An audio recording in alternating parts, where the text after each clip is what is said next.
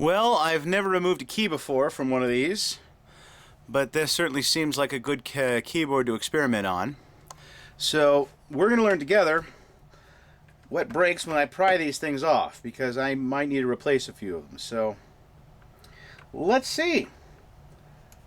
Let's sacrifice a 6 here, or an end and a 6 on the keypad, since we're already compromised on this end. Let's see here. What do we have? We don't need this. I mean, I do, but you don't. Okay.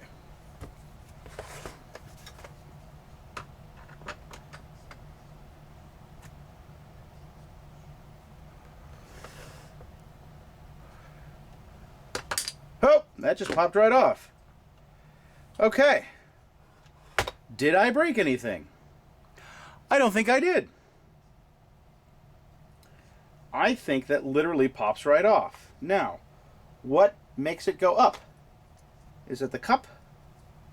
Let's try to put it back on. Well, gosh, that doesn't seem any worse for the wear. Look at that. So just a gentle pry on the... Look at that. Just a gentle pry on the screwdriver is all we need. Bloop. Gentle pry. Let's have a look at the underside of that. That looks good. I don't see any problem there. Looks like a pretty good design. Okay.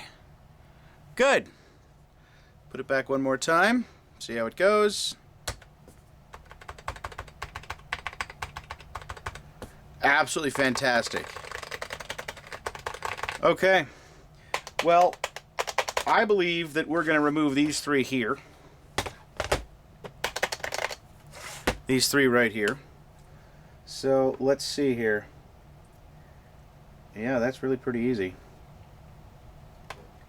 There we go. F3.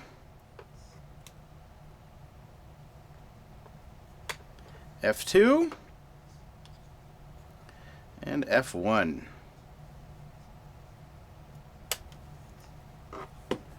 Just like that. Nothing wrong there. Absolutely nothing wrong. I think they look in excellent condition.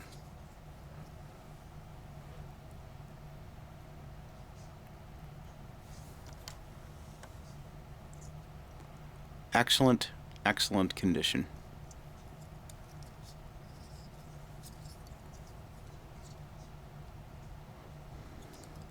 Well, now we know that it's actually quite easy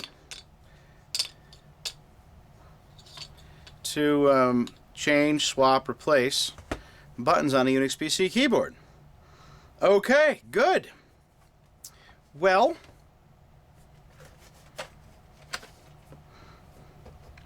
I have some pictures of the inside of one of these that you can see the manufacturer of the board on the inside, and therefore what I think is the actual manufacturer of the keyboard for the AT&T UNIX PC. And I believe I have that at unixpc.blogspot.com. That's unixpc.blogspot.com. So you can check that out. I think you'll see the pictures of that there. But now we know. Now we know. Okay. Well, thank you again for watching.